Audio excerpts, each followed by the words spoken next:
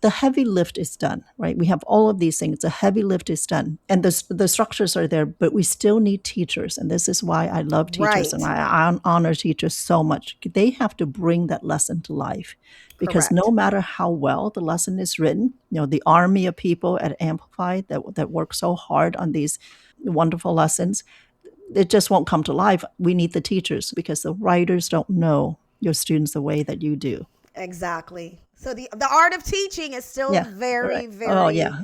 very valuable. And I think of it like I love to cook, and I think of it like buying the best-selling cookbook, right? It's already a Mm-hmm. bestseller, so it's good. Mm-hmm. Like a good curriculum, it's already good. We know that the ingredients are there, the instructions are there, but you still have to cook the thing, right? You still have to Right. make it your own. You have to consider allergies, special diets to consider. And you're going to bring, as a cook, right, or and as a teacher, you're going to bring your own flavor to things, right?